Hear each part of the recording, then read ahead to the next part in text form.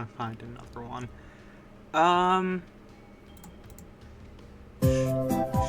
Sure. That seems good and pleasant.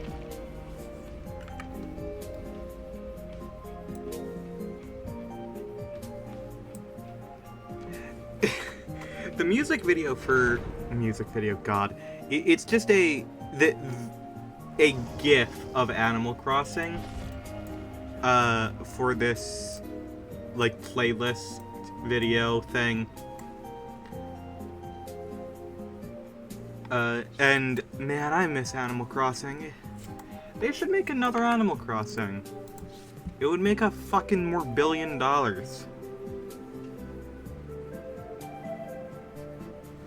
I open my phone and the first thing I see is Arby's is being sued for deception. Alright, that's a fun title. I want to figure out what this is. Sued for false advertising. Motion to dismiss was denied. Consumers allege that both the quantity and quality of products were not accurate. That's just fast food. Why are you... Pac-Man's a bad guy. You know, it's never stated in a Pac-Man game whether or not he's good or not. Like, you know, I'm talking about the real Pac-Man games. I'm talking like Pac-Man, Miss Pac-Man, like any of the arcade ones. I'm not talking dumb shit like Pac-Land or Pac-N World or Pac-N-Roll. No, I'm talking like actual Pac-Man. That's just a yellow thing eating a whole bunch of ghosts. Theoretically, that, you know, like, Pac-Man could be the agitator there. We don't know. There's no story to Pac-Man.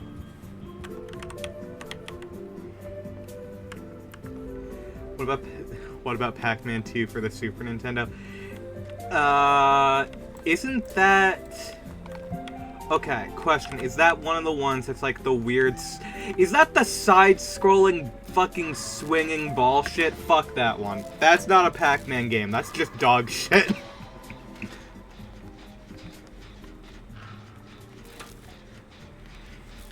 I think the biggest takeaways I've had are, like... I remember when I was younger...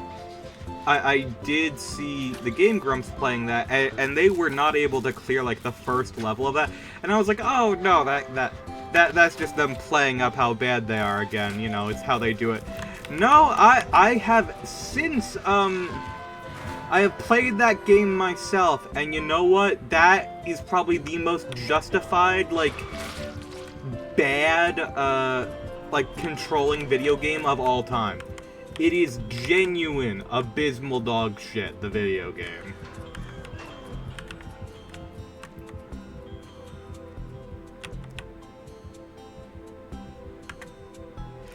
Yeah, you slingshot him? Yeah, it's literally the worst one of the worst games I've ever played.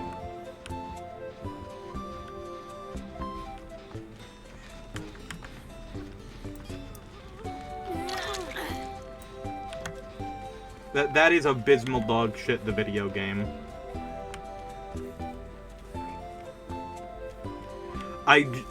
Everyone involved in the production of that game needs to be fired. And I mean from like a fucking cannon. I don't know how they overcomplicated the concept of a point-and-click video game. To be fair, Nintendo has done that with the frickin' Mario's Missing and Mario's Time Machine.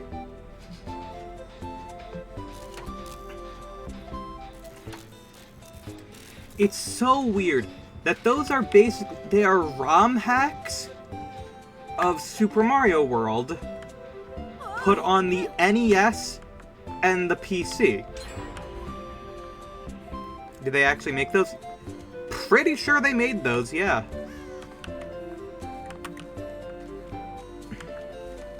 To be fair, they were ass. Yes, they are bad.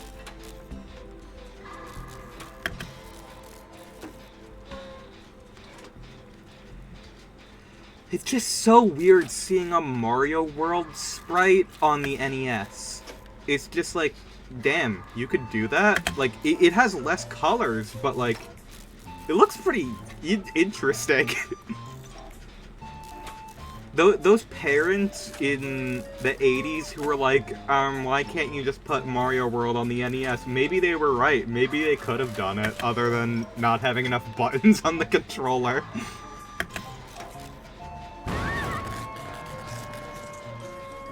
Software Toolworks? The Tetris people?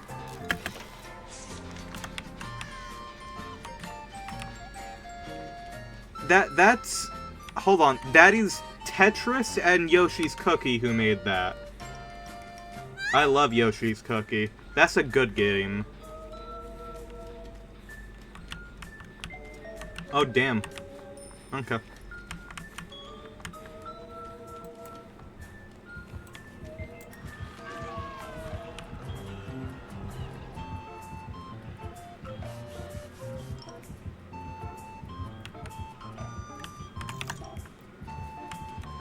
I'll be honest, I do not know how to accurately counter this girl to this day.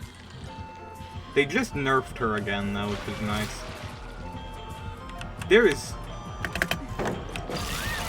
no reason that didn't hit me.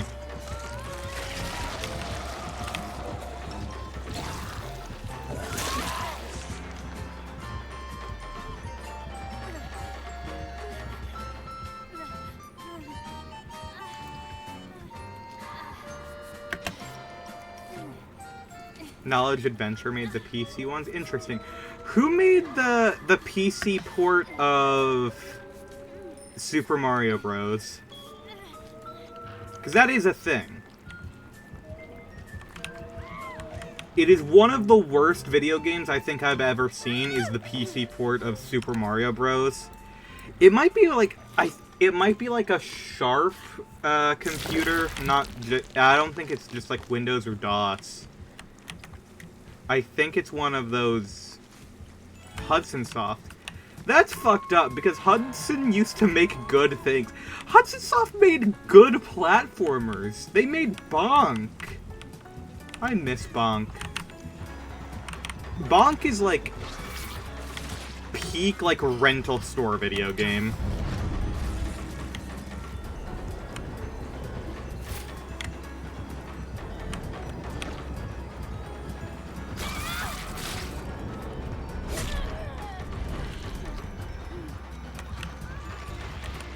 Hudson Soft also made all of the good Mario parties. If you want to know why Mario Party 9, 10, and then the others, like, why 9 and 10 are so bad, and then, like, Nintendo had to, like, get their shit in order for Super Mario Party and, Superstars and Jamboree. Meanwhile, the 3DS ones were terrible and 9 and 10 were abysmal. It's because Hudson Soft made the original Mario parties.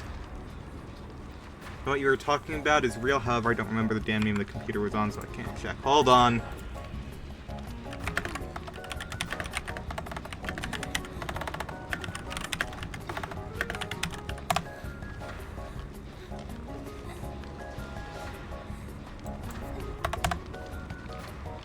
I can look this up. Awesome. Thanks.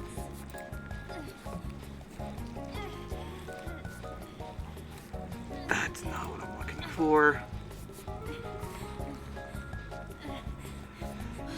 Oh, hold on. It's Super Mario Special. That's what I'm thinking of. Super Mario Special. Yep, I was right. It's for the NEC PC 8801 and Sharp X1, which are consoles. They're computers primarily known for the fact that there is a lot of porn on them.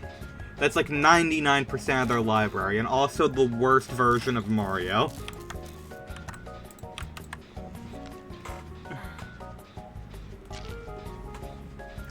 Because there's a damn creepypasta game called Mario PC Port. Interesting.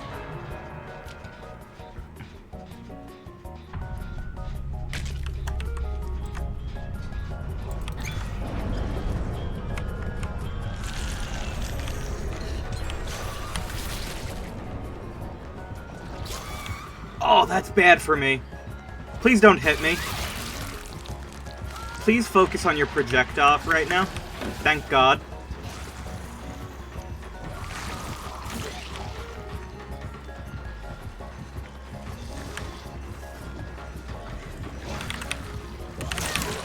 Damn. It was Hudson Soft. That's fucked up. How do you fuck up... I don't know how you fuck up Mario. I really don't. God, I always forget how quick she can attack out of that. Like, literally, if she vaults and then taps the button for her power, you basically get it. It's kinda fucked up.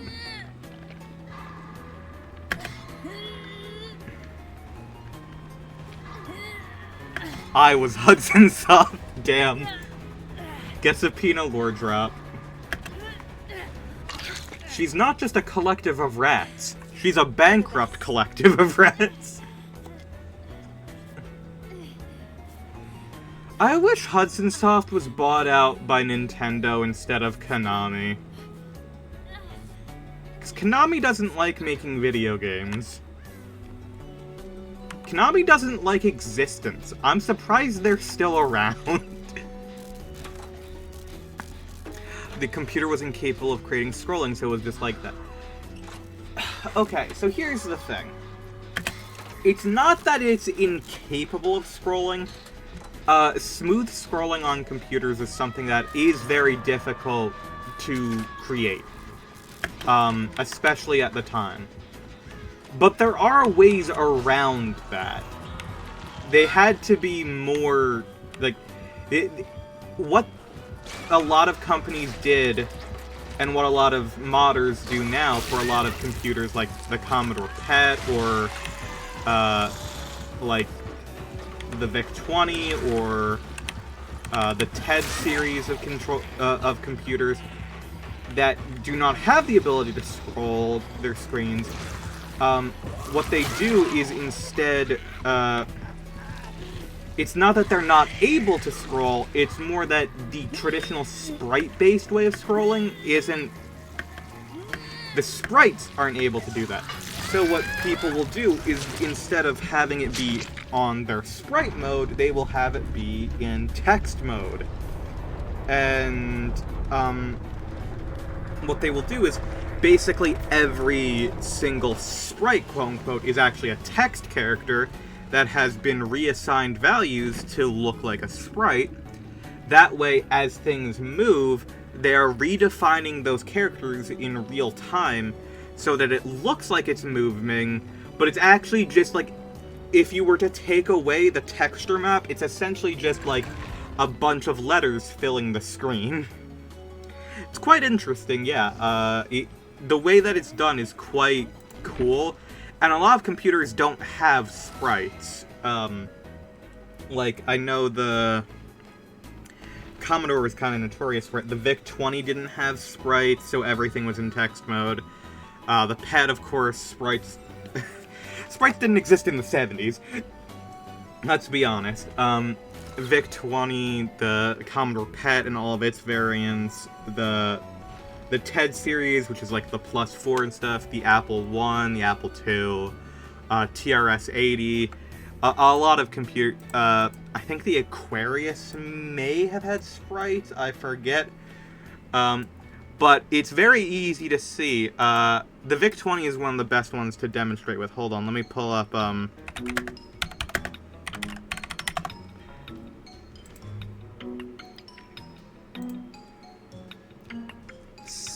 I need to see if I can find it.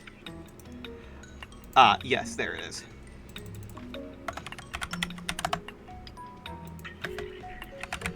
So, you know what, like, Frogger and Qbert are intended to look like. And, you know, developers have to do everything they can to, like, make things work on their platform. So, if you look at, like, Frogger on the VIC-20, as you can see, the way this is working is, you are essentially controlling one text character, which is the frog, that moves across the screen as other text characters move across the screen. That's why everything is like so jittery and everything, and you see the black outline. They're only able to have one. There are 2 colors on the VIC-20 per cell in text mode. So as you can see, around the frog, it's just black. That is the background color. Black is the background color. Green is the foreground color. Each cell on the screen can have a different foreground and background color. So that's how you get 2 colors per thing. If you look on the screen, there's no area where there are more than 2 colors per spot. But as you can see, it's all made up of text characters. And for this, it works really well because, you know, the designers put a lot of effort into making it work properly. And of course, with how slow computers were back then, it wasn't... It was completely reasonable. What is unreasonable is Qbert. Qbert is probably the worst. I want you to look at that Qbert and look at the icons and just look at it. It's beautiful, isn't it?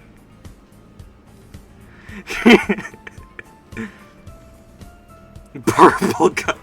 It's not even the fact it's purple. It's the fact that it looks so bad. And it's not that they couldn't make this not look terrible.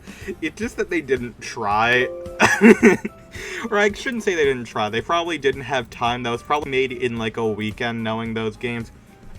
But I do know there is, in fact, a modern version of Qbert for the VIC-20 that looks a lot better. Yes. The new version made by fans years later is like this, so it looks a lot better. They put a lot more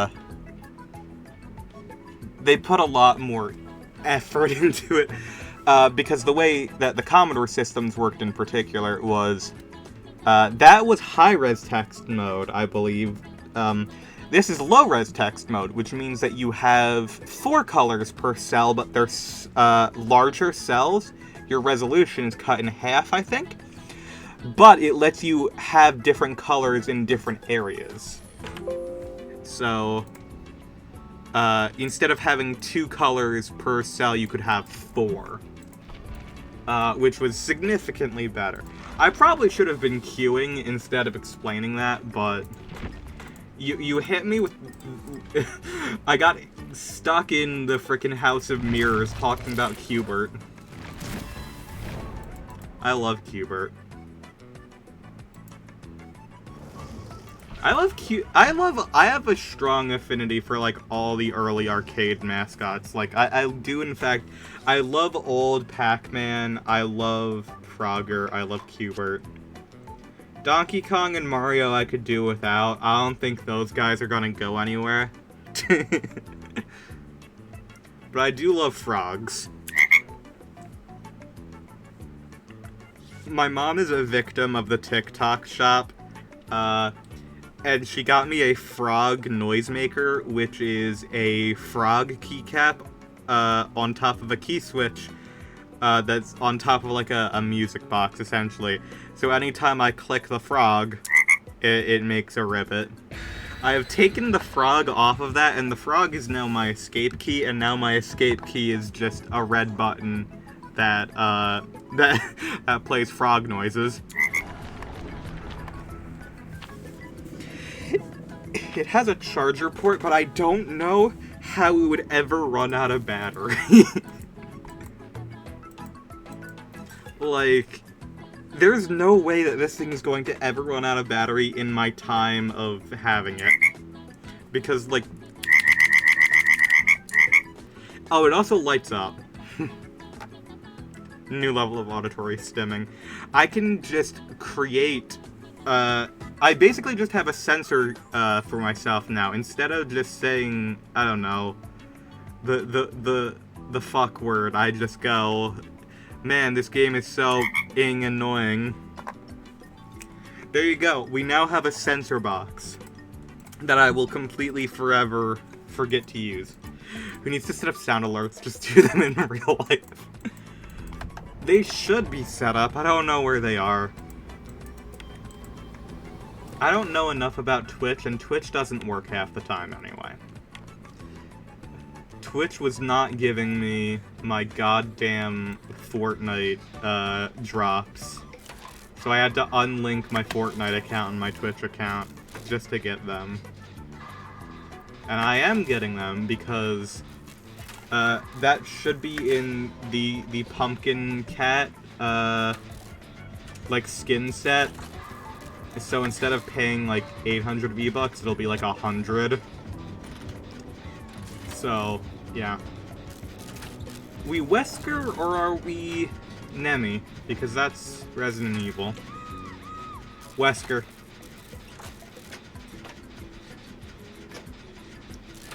Got the privilege of playing on an original Atari a week ago. The damn joystick is stiff as hell. Yes, it is. I own several original Ataris. I've sold a few of them.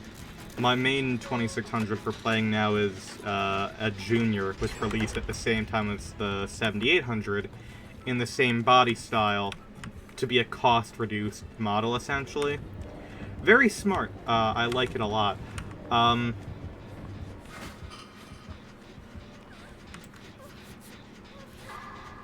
But yeah, basically, kind of ass in my opinion.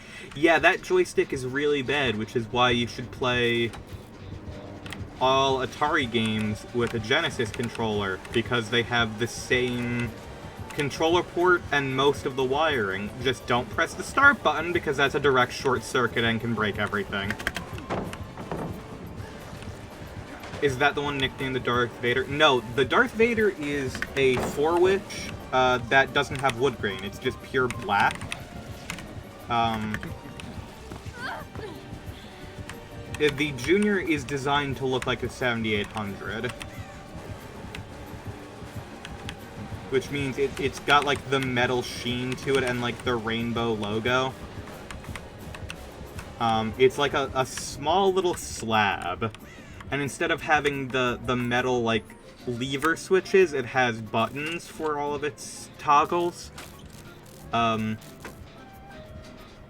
Yeah, there's it's one of, like, the 4 main different varieties of Atari, because there's a bunch, and especially if you get into, like, where it was sold, like, it's like a Sears Telegames is a 2600. But, you know, you got... At the very start, you had what we refer to as the Heavy Sixer, which is a heavier, larger 2600 that has its 6 switches, and it's heavier because it has more lead in it for its shielding. Later cost-reduced models are just the 6 switch, which are, you know, it has 6 switches. It's basically the same as a Heavy Sixer, but it has a different sheen of wood grain on the front, and it has less lead. Then you have the 4-witch, which is a 4-switch variant of the 6-switch. Slightly smaller, looks about the same. The main difference is the fact that it has 4 switches, because 2 of the switches were kind of unnecessary as time went on. It wasn't as useful as they initially thought it would be. And then you had the Junior model.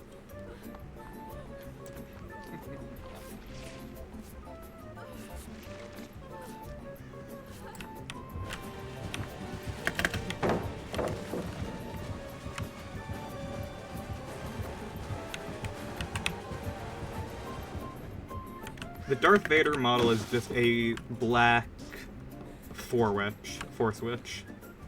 I forget if it's the 4-witch or the 4-switch. I know that some people refer to them interchangeably. Like I do.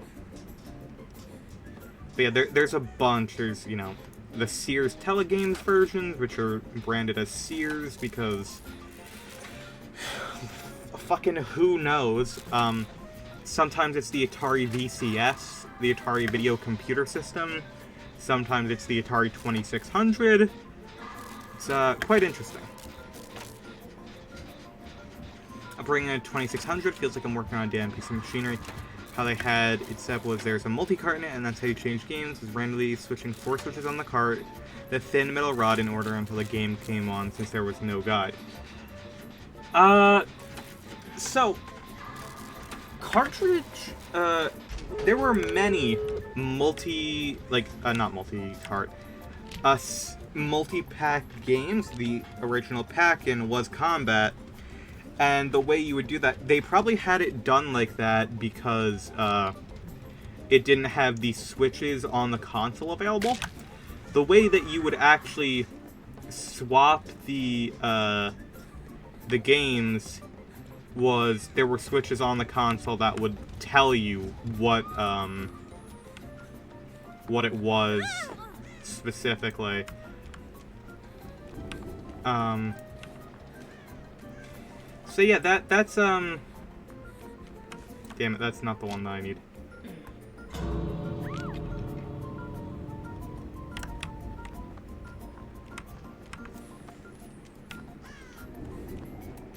Hold on.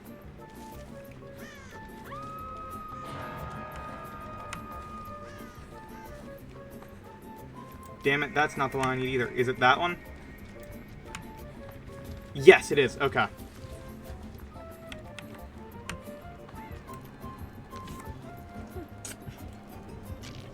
No label on the cart. That's fairly normal. Most of the time they only had end labels. A lot of the time the label on the front was specifically for showing which game combos to put your switches in.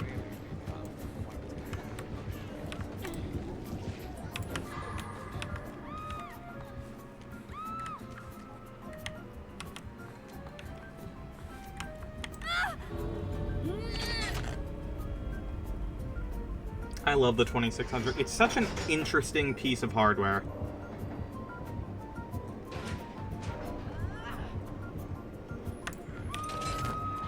Oh, volleyball. We love that one. At least it's not basketball. Basketball is terrible.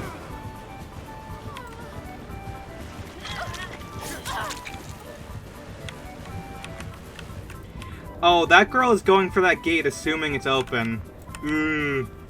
Sorry, girly pop. That is not open in the slightest. I will be honest, I do love me some... The entire reason that I put Pac-Man as a title is because I wanted to talk about Atari Pac-Man. I love Atari Pac-Man so much. Most of the console games are ass, but such an interesting console. To be fair, it does have like 2 kilobytes of RAM. It's really, really like cut down. It has the same CPU as the NES in it. It is entirely RAM limited.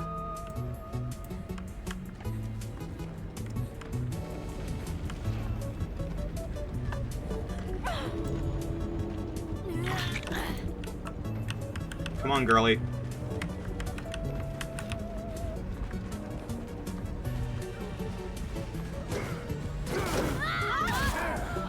Give her the speed boost.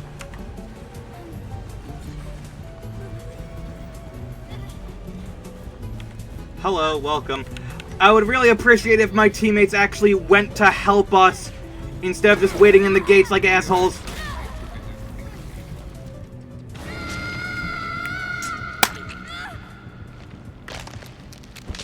Yes, Wesker, because you got that and not me.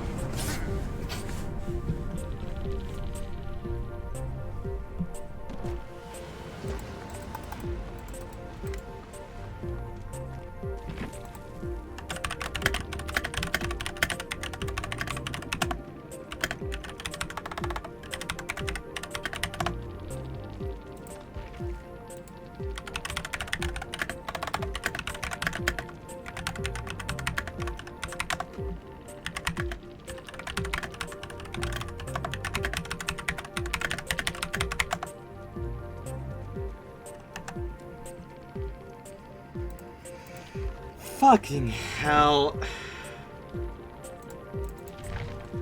Literally. Like, why even stay at the exit gates if you're not going to help your teammates? You're just wasting everyone's time at that point. Atari Pac-Man looks like ass, but like so does every other Atari game, so it's not much of an argument. Yeah, and it was made by one guy in, like, a week. Like, if I remember correctly, it is one of, most of the games back then were made entirely by just developer crunch by one person out of, like, the shortest period of time. It's why E.T. is, like, such, like, a notorious game. Because they didn't have time to make a video game. Yeah, it's, honestly kind of incredible what they had to accomplish on those systems. Like, straight up.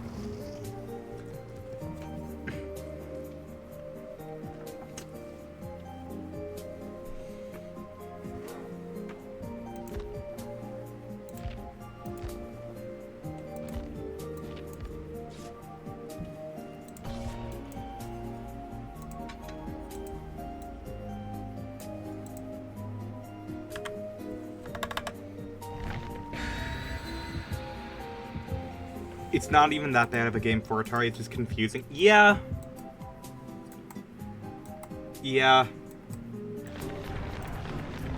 I have both my mom's original copy from when she was a child and one of the buried ones.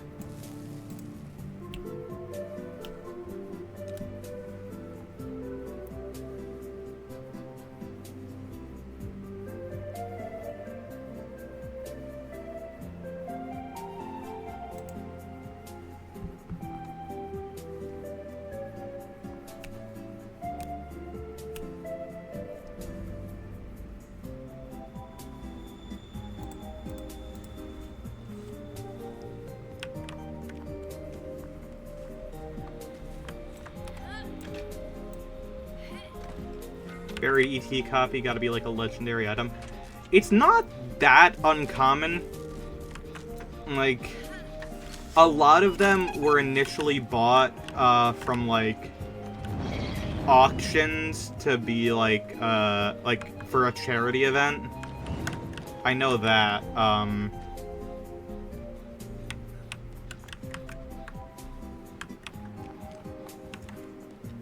I was under the impression that was a myth. Nope. That is 100% actual, like, factual information. They genuinely buried them.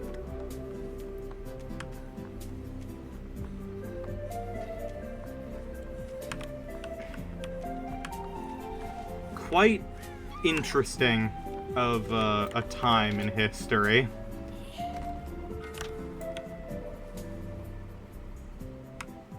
It genuinely just was one of those things where I guess they were just like, what else do we do here? Like, they needed to get rid of all of the it wasn't just E.T. That's, I think, the myth. It was a bunch of different games, like, it was just anything that was unsold Atari stock, they were just trying to get rid of.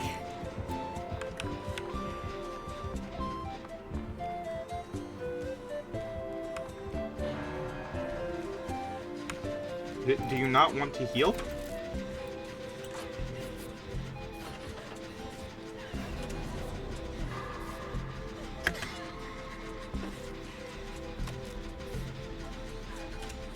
It's one of those things that's just, like, it's so absurd that, like, the truth of the situation is more absurd than just the story. They had to get rid of the stock. I think it may have been a situation where they wanted to try to not just offload things they didn't sell, but they wanted to report higher numbers than was actually the case. So they got rid of the stock.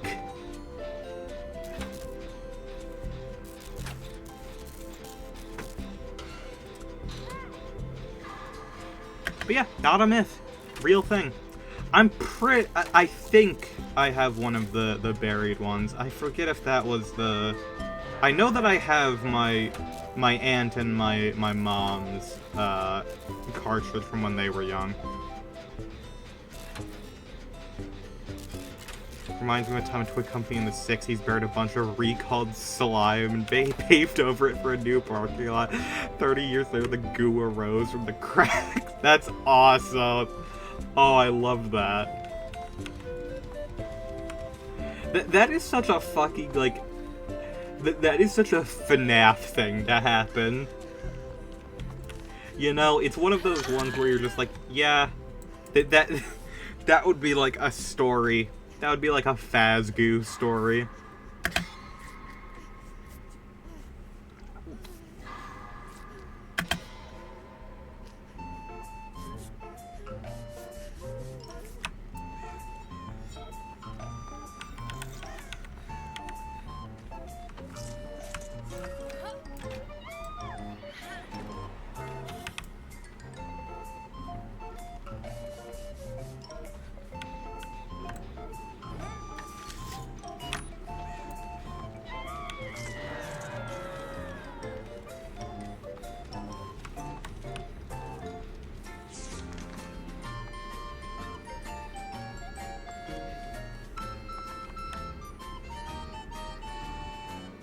Toy for the original Flubber, not for the one with Robin Williams. Damn, I can't believe there's 2 bad Flubbers now.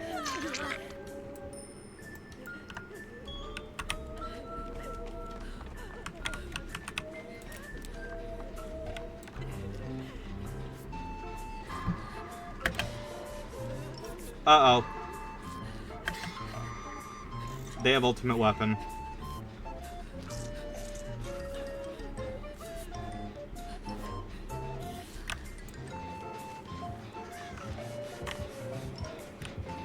We need to get the fuck out of here.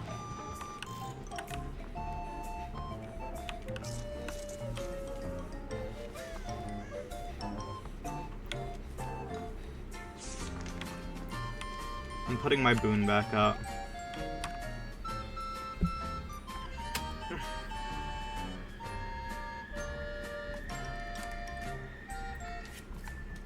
As long as my boon helps a little bit in people's chases, that's all that matters, and it seemed like it did. And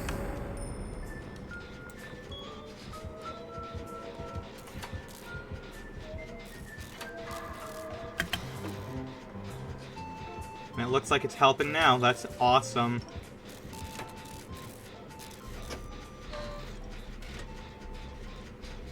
Superpower to project the clip of Robin Williams saying Neon Genesis Evangelion into people's brains.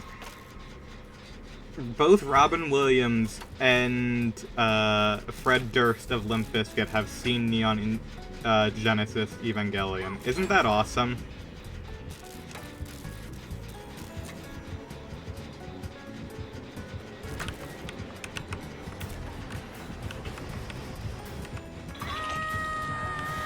Oh shit, that didn't blind. Stupid big head.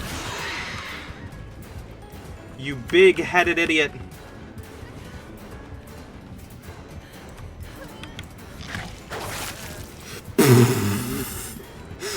Well, that couldn't have gone much worse, now could it?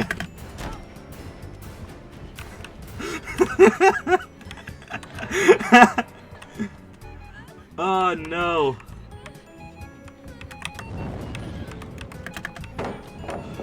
Ah, shit, dude. Okay,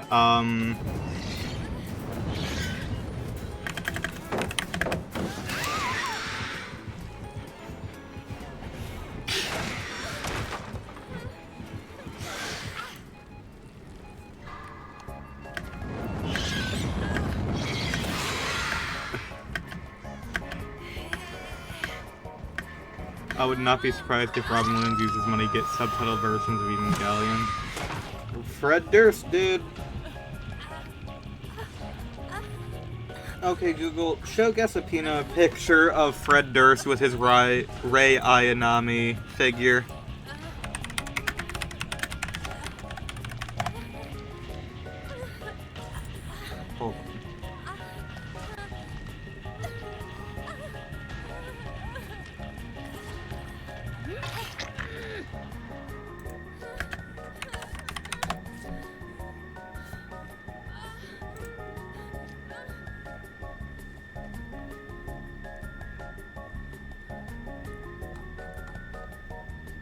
I can only find a screenshot of a Twitter post, but there it is.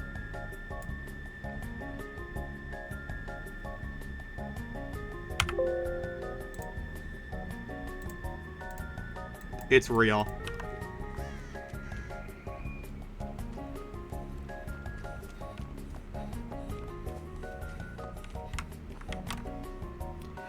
Fred Durst is a very interesting character of a human being.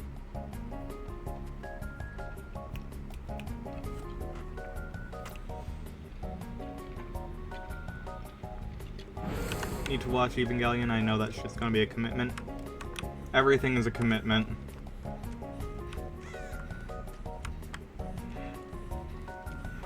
That fool, he went back to the old Boone location thinking that's where I put up a Boone. What he didn't know.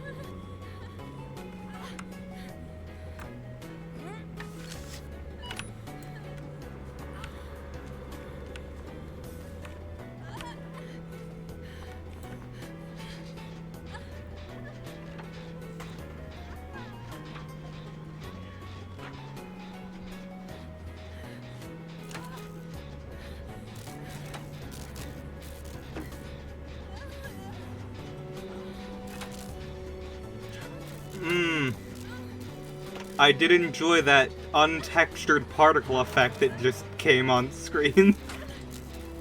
Can you come back, please? I want to see it again.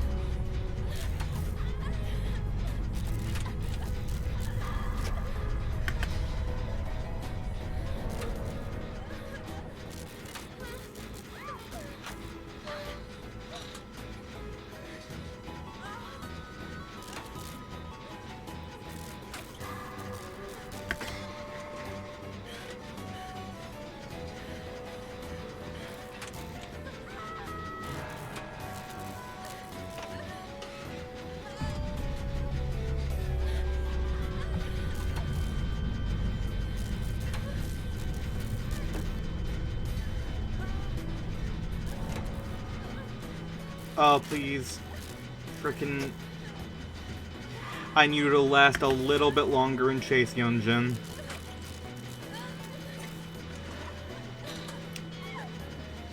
That is the opposite of a little bit longer.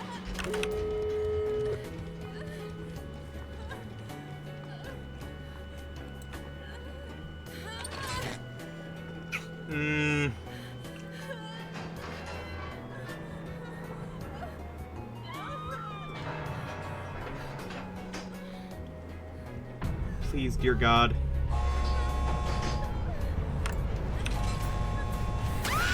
If that Yunjin lasted one more second in chase, that's all it would have took.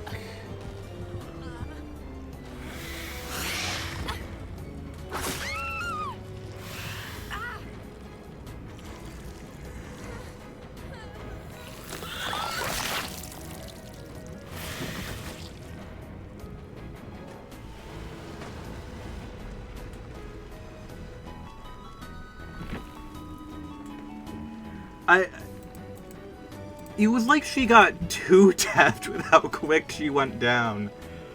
Fuck. Cheryl, that build of getting rid of your scratch marks quickly didn't really work out for you now, did it? Oh, that was... I was dead no matter what. Shit. Fuck. I didn't even realize.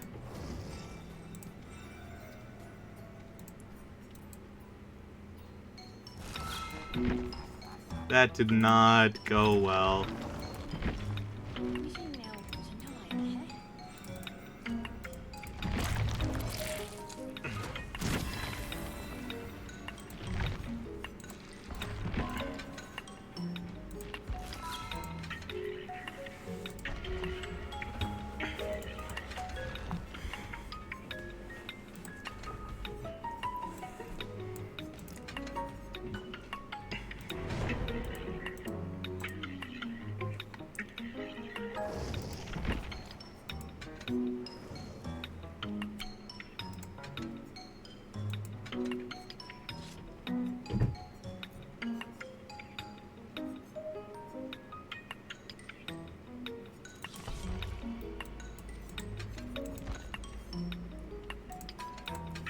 I literally see no reason to not have this just be the strongest. Actually, also, I just realized I should actually just use a toolbox because I'm bringing dramaturgy. I'm watching 5 different anime at once like usual. That's good. That way they can all, like, happen together. Like, in your brain, they're gonna start melting together.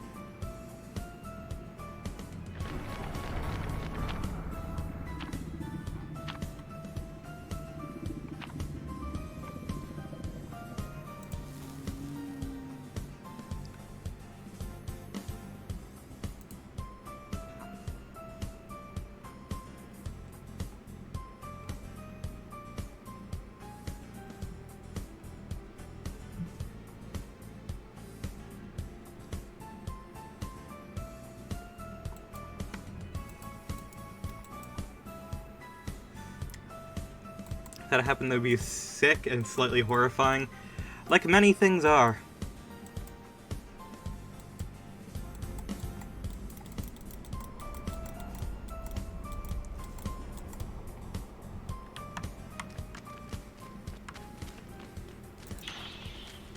Dracula, I heard his bats.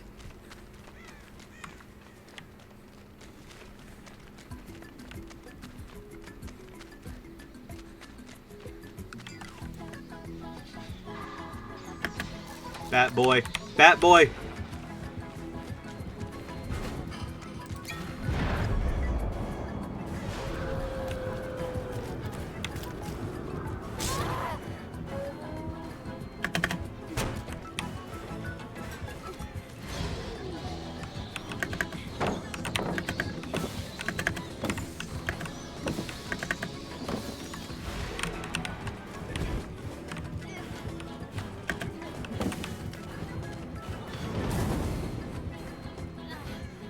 That boy don't know shit about the pallet tech.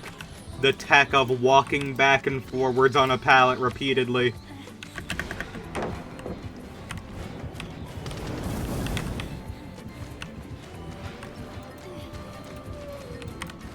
Bro, that fire is not a banger. Not a banger. Scooby-Doo-ass sequence. Pallets don't get blocked. That's the fun thing about them.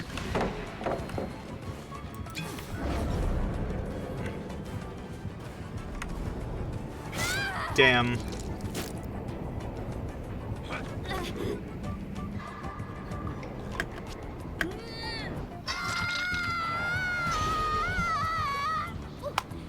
Hey! I need some help here.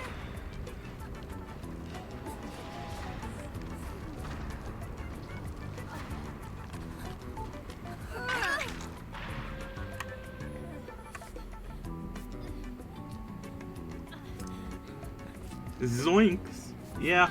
Why pallets don't get blocked, but windows do, I will never know.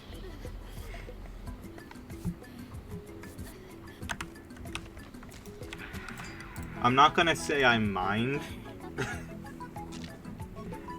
I think it's a bit odd, but I'm sure there's some sort of game design reason. I know the reason window blocks are done is because without window blocks, there were a lot of infinites back in the day. There still are infinites, but used to make it a lot easier. Spaghetti code, probably. I don't know. There is weird stuff that happens with pallets is because of the tick rate of the game. If you unhook someone and drop a pallet at the same time, it can be a problem. I might get tunneled out of the game. And we are still at 5 gens. That's good.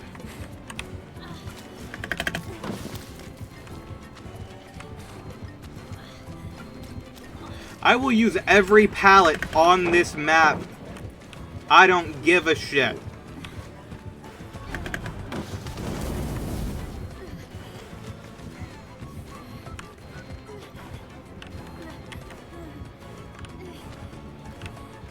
Brother!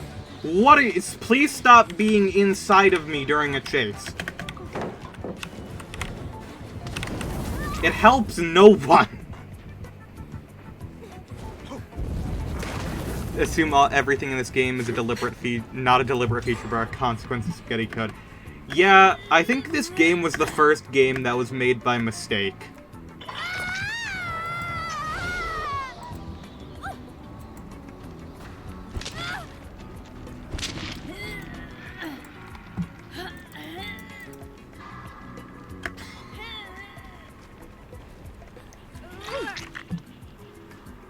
Someone just dropped a bunch of Unreal Engine code and they accidentally came out with a video game and they've just been struggling ever since.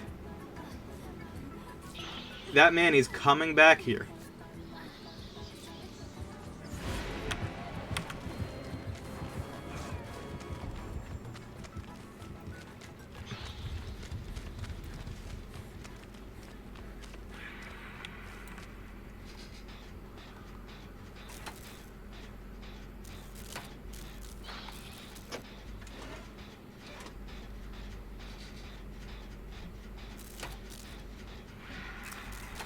I feel good about how good my first chase was with this dude, but it's not my own skill that did anything.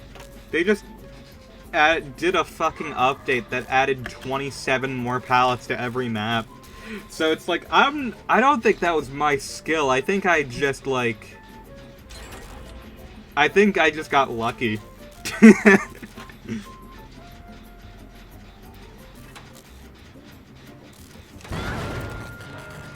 Dog. Developer's boon. Yeah. Luckily for us, the developers only play on the survivor side. That's a bad... I'm getting the fuck out of this bitch.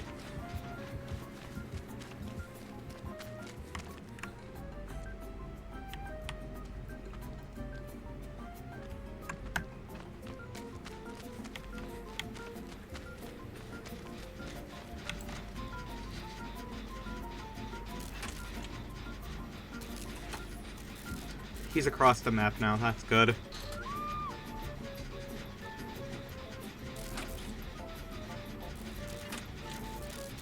Oh, Hades 2 is out? That's neat.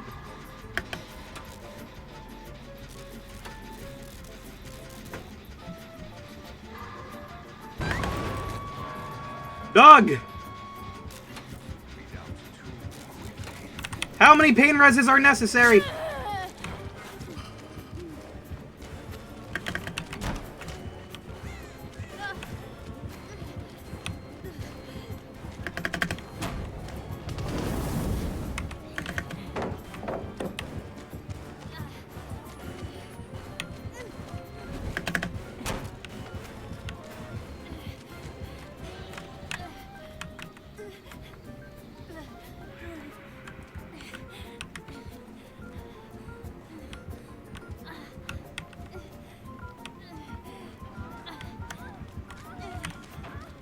Why are you bringing him over here?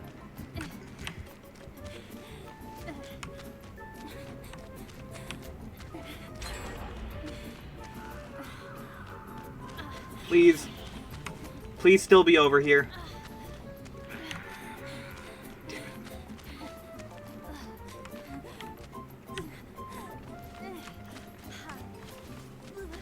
Heal. Me. Heal. You. Now. Oh my god.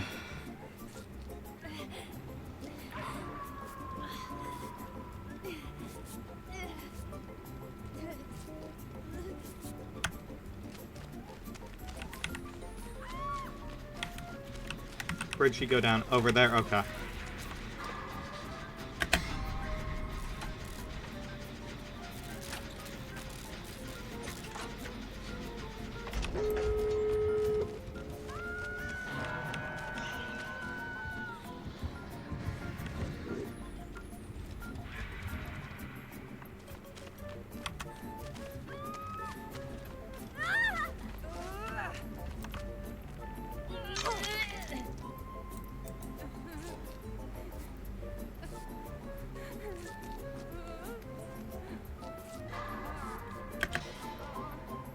Kinda wild that the only playable video games now are indie ones. It was inevitable.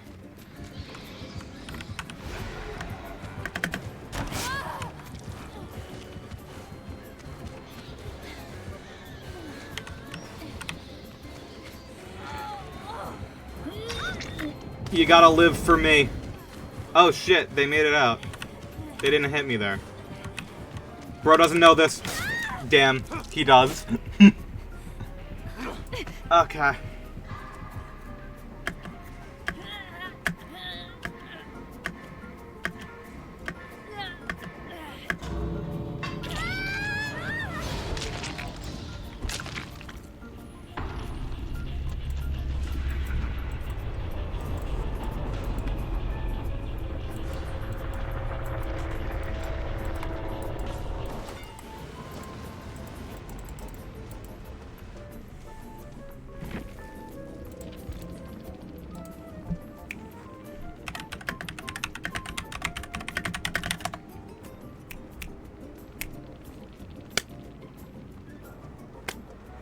I deserve more points than that. Fucking hell.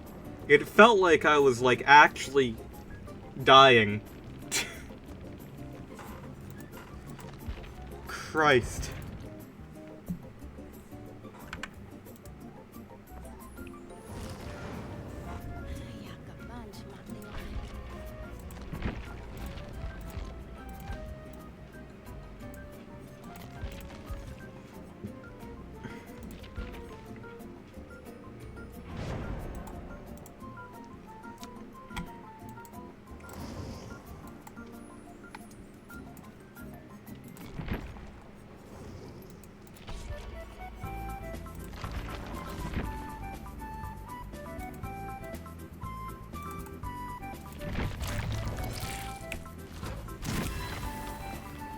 I feel like the Nintendo Switch like killed off an entire genre of video games. They did, because that's the fun thing. People were chasing the ability to play like full console games on handhelds for so long, but no one ever stopped to consider the fact that like doing that isn't going to just like continue both portable and console games existing. It's just going to be console games. So an entire market of video games no longer exist in the market because the Switch just removed the necessity to make more lightweight games for smaller systems.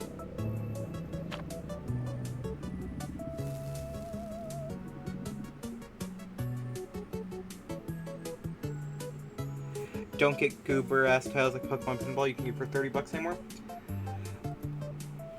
Handheld games were smaller, cheaper to make, quicker to make, so they ended up being cheaper and more affordable. They were always the budget option.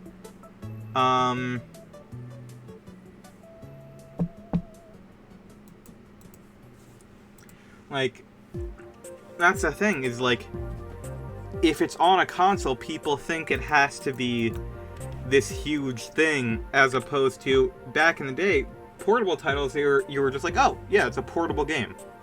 That was the entire thing. It was just like, you accepted more you accepted more problems for the convenience of portability. And, of course, that made a lot of developers that forced their hand into making larger titles than they were prepared for, and it led to rising prices, worse development, and, worse games. Everything's gotta have a grand plot now. I just want to fuck around for 15 minutes while waiting in the dentist office. Yep. I love how you could probably beat an entire gym in Pokemon on the Game Boy as fast as it takes any game to load on the Nintendo Switch. Like, I love the Switch, I really do, but pocketable handhelds are dead. It is a market that no longer exists because of the Switch. And frankly, that sucks. I'd much prefer having a smaller handheld with smaller games at this point. Like, most of the time, you're not going to have Wi-Fi out in public, so I don't need every video game to be like this big, like, multiplayer experience or like this massive story that you have to like get super invested hours in. It's like, no, sometimes I'm just like bored on the bus and I'd like a video game, please.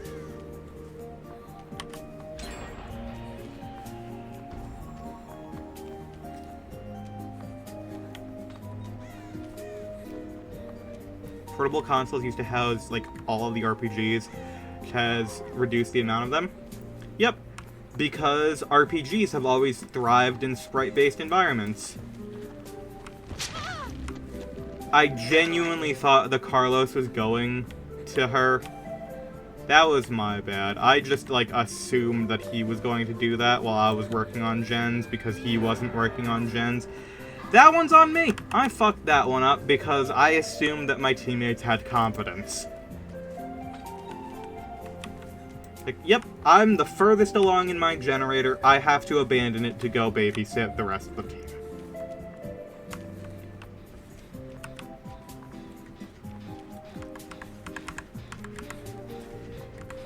I'm not gonna say that Pokemon should go back to sprites, but they should. Like, I'm sorry, but I want simpler and smaller games. I don't think Pokemon should be a giant fucking open world adventure bullshit thing that needs like massive like quests and storylines. No, that is baby's first RPG. I would like to turn my fucking brain off while playing something fun. Like, Pokemon is literally fucking... It's rock, paper, scissors. It doesn't have grand strategy to it. Stop, like, I don't see why we tried to make that into something it doesn't need to be. Like, okay. Nintendo has a more core RPG series. It's called Fire Emblem, and it's existed longer than Pokemon. That is what should be focused on as the major RPG title for Nintendo. I think Pokemon should just be allowed to be Pokemon.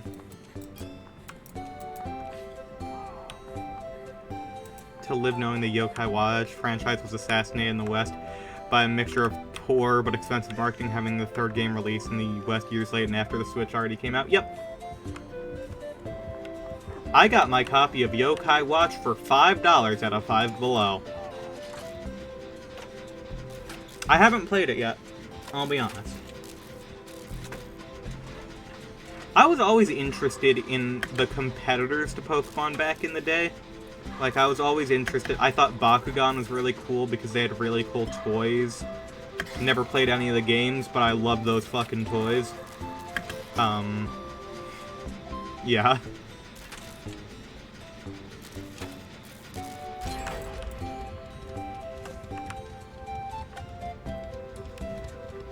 Let them make a grand exploration game for Pokemon as a spin-off and let the main games be simple. That would be awesome. I'm gonna be honest. Like, I don't think Pokemon needs a reboot. I think it just needs to be smaller in scope. Because we've seen time and time again that Pokemon fucking thrives in the small space. Like, games like frickin' what's it called? Like, Pokemon Black and White, Platinum, Heart Gold, and Soul Silver, those are, like, super cool, and, like, really good.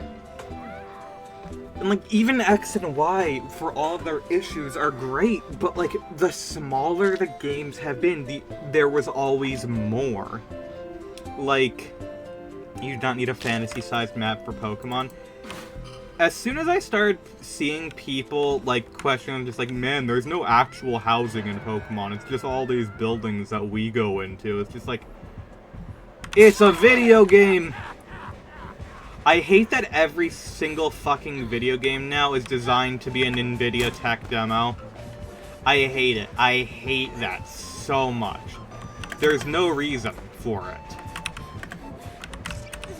I got stuck on a rock, and this dude did not capitalize off of it, which is really funny.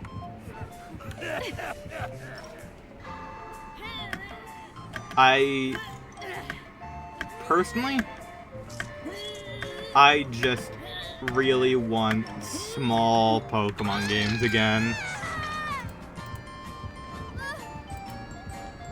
Like, yes, I loved Pokemon Sun and Moon. That was it was so big that it was destroying the fucking systems it was on. That game could not handle double battles. Like, it just got too big for it. Like,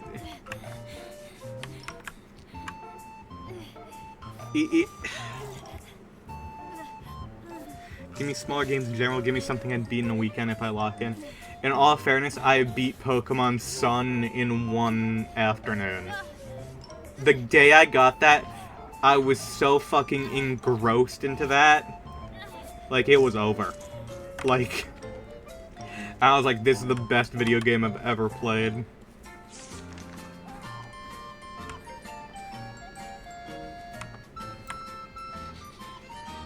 Dogshit navigation, that would never happen for me. That's fair.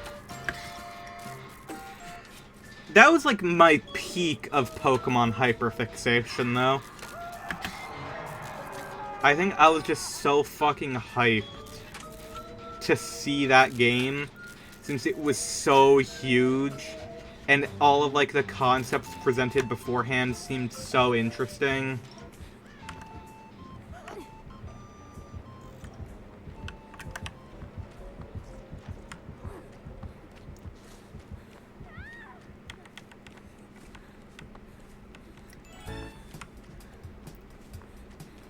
Me and one of my friends both caught, Haunters on the first island. So we literally had Gengars before the fucking tutorial was over. That's why you love Moon over Sun, is the fact that you can catch Ghastly immediately.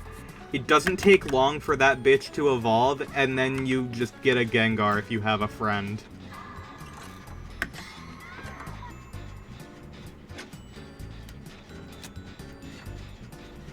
Lunala is also just better. This is true. I think that is the game that did the absolute best with its legendaries. Like, integrating it into the story, having you care about them, and then even the Ultra Beasts are just, like, so interesting on a story perspective. I love it. I think that is the first time legendary Pokemon actually feel, like, important.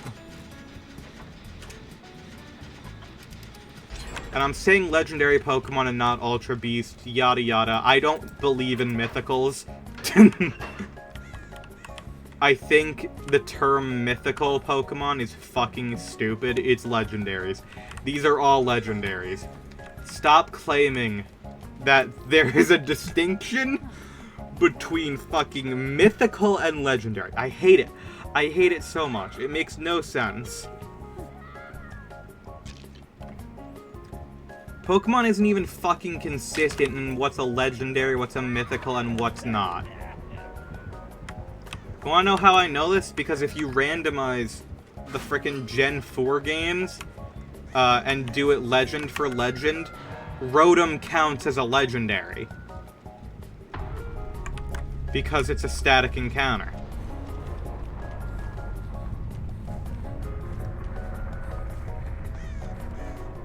This is apparently my stance. I have two very unpopular stances when it comes to Pokemon, and that's that I think Mythicals are stupid, they're all legendaries. Ultra Beast is a fine distinction, Mythicals is stupid. However, I think my biggest, most controversial opinion is that Mew is the god of the Pokemon universe and not Arceus. Arceus is the false prophet.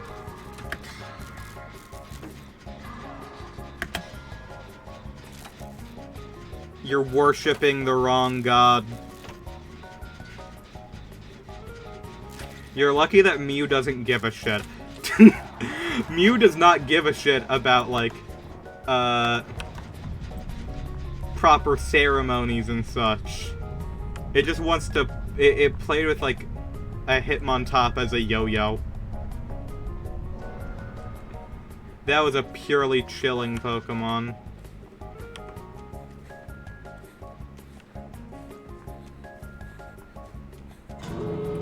I don't know how I feel about Sun and Moon opening the door for Rotom everything. At some point it just feels like slavery. The thing is just like... The Rotoms seem very happy to be doing what they're doing.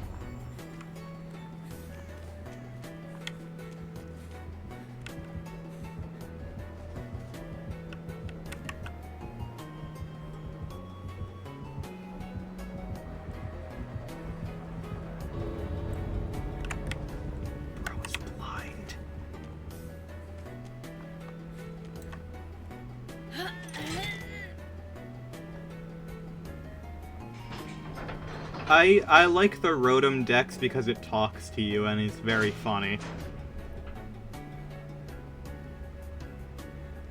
Regular goddamn computer to track my Pokemon. That's fair. I miss when the Pokedexes were modeled after Nintendo consoles.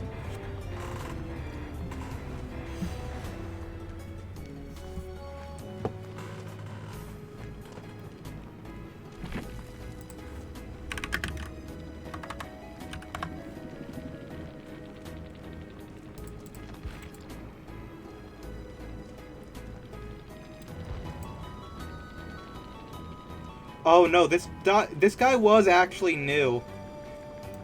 Shit, I've been doing so... I thought I was doing good, and I got paired against someone who's literally, like, just fresh out the womb.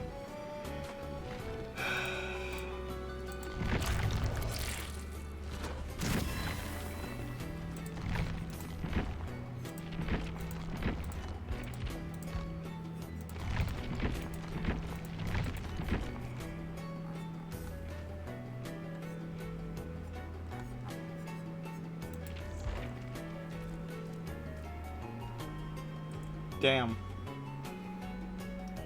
How do I what?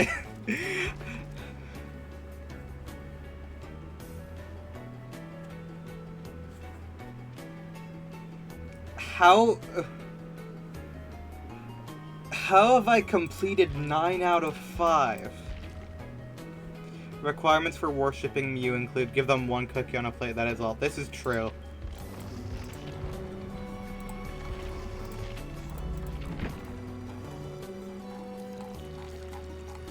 Man, I do not want to play Killer. Killer right now is just such a... It's just a bad time.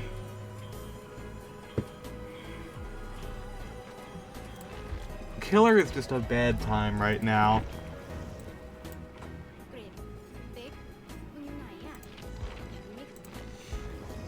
What does that make Mewtwo? Diet God? Jesus. That is the Son of God created in man's form. Literally created using human DNA.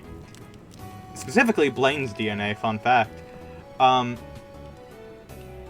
Mewtwo is a human Pokemon hybrid, and it can be captured, which is... That's an interesting moral conundrum that you have to think about. I don't think it was intended to be thought of, but I think about it.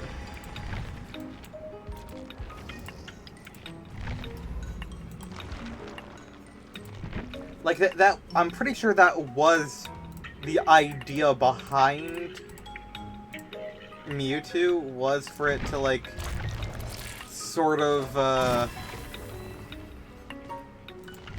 think the implication is that Mewtwo lets you capture it. That's fair. The Master Ball is a conundrum, though. That's the thing.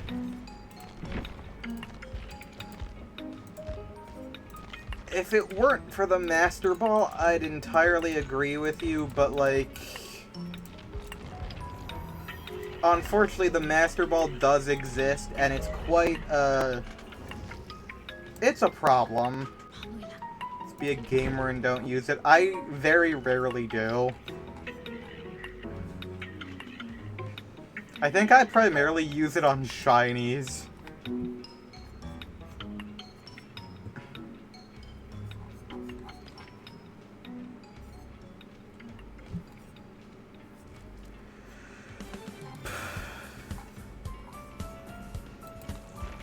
Oh yeah, how's this going? Oh wow. Yeah, empty. Fucking hell. Well, why she Orpal?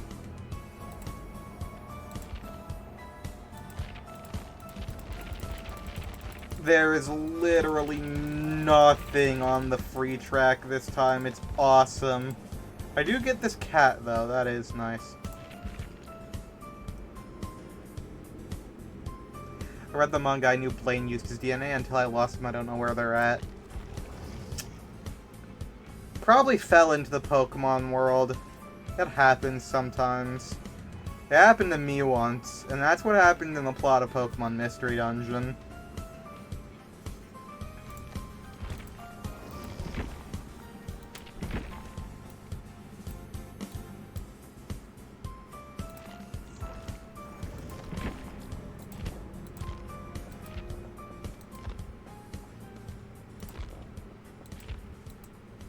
We don't get those now either.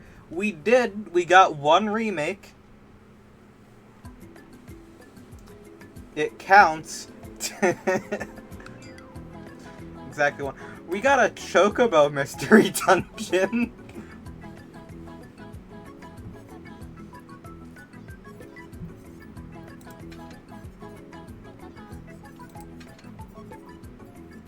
Real? Yeah, Chocobo Mystery Dungeon exists. It's one of those things where you're like, no, that can't be real. That sounds stupid, but it is a thing. It came out before the Mystery Dungeon remake.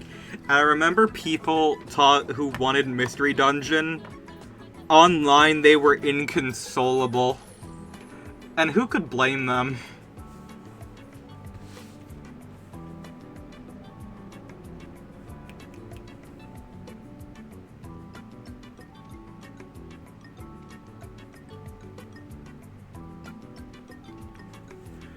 Like, God, it was like... Imagine going years without an actual game, and then it's fucking Chocobos.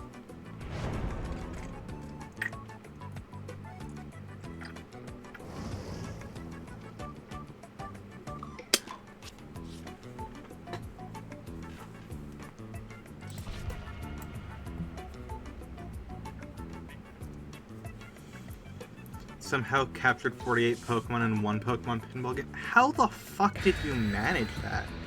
That's incredible.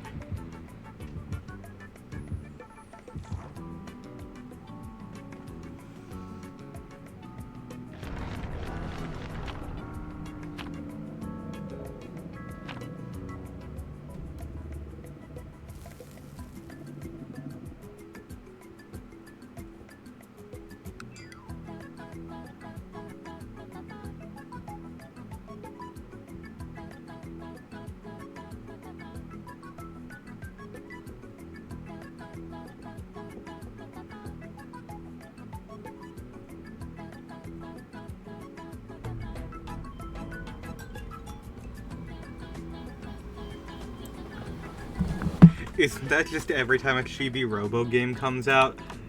Name the last time a Chibi Robo game came out. I think there are more Chibi Robos that aren't Chibi Robo than there are Chibi Robo. Just built different in Pokemon Pinball, that's fair. It's like, okay, you've got Chibi Robo, normal. Chibi Robo with new Wii Play control, only released in Japan. That doesn't count as a video game.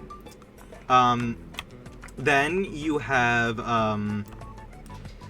Park Patrol, which is a Walmart exclusive for the DS. It's a real video game, but god, they really fucked that one up. And then you had Chibi Robo AR games.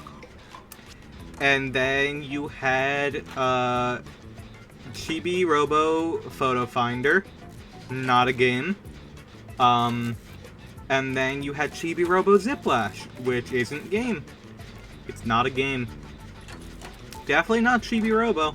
Potentially a game.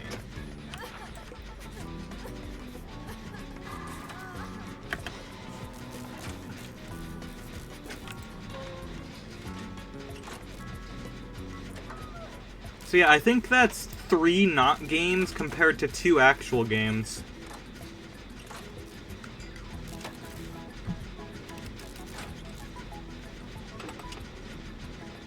Like, even if you're being courteous to Ziplash, then I can be uncourteous and add fucking Chibi Robo with new play control and say, no, it's still 3 to 4. 3 to 4 of game to not game. And if you say that's just a port, then, well, it's still 3 to 3.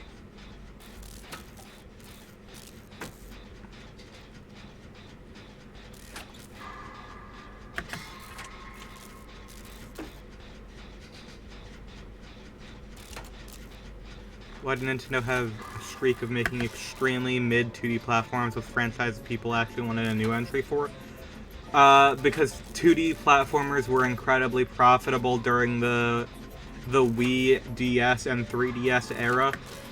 So it created a wave of making too much of it, which was the main issue with the 3DS and Wii U, was the fact instead of innovating, they continuously created the same things over and over again.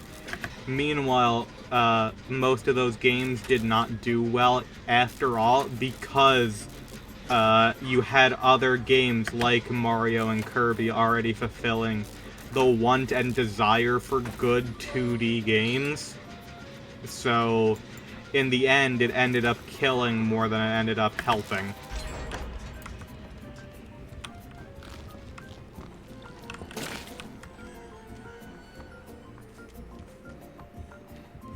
My only question is, why do I think people wouldn't buy Mario for... Yeah, that's exactly it.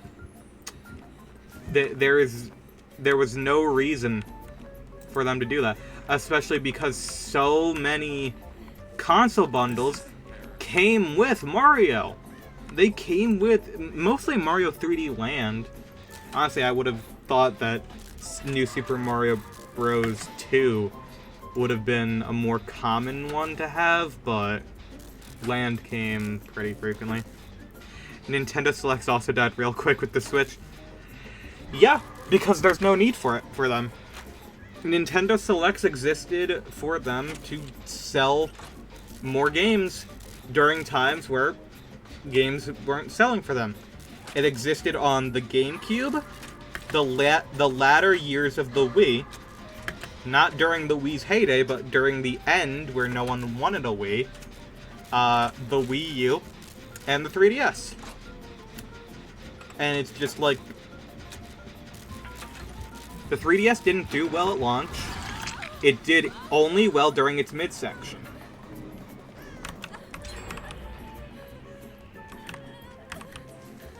The 3DS peaked in middle school is basically the best way to describe it.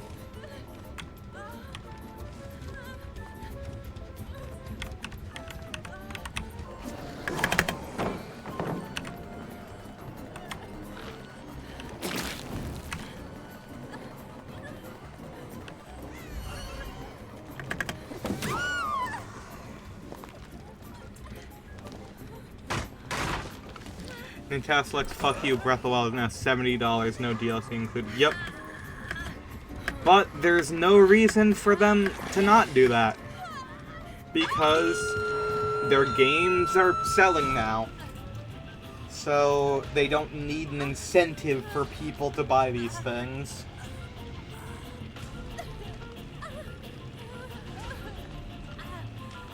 I would say I want Nintendo to start failing a bit, but I know that's some monkey paw shit. If Nintendo fails at this point, I don't think there's going to be a gaming market anymore. I'm gonna be honest. Like, I hate to say it, but like...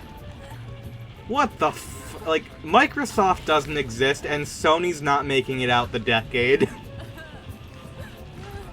Xbox is not a video game brand anymore.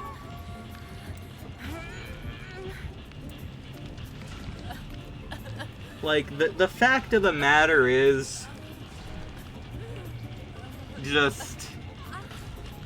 I don't think there's games at that point. Unlimited games, but no games.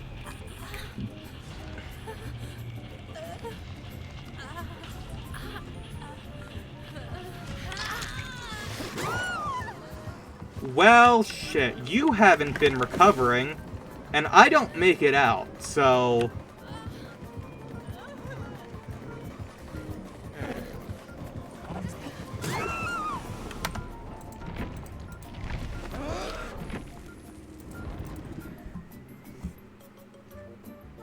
Lawful evil, yeah.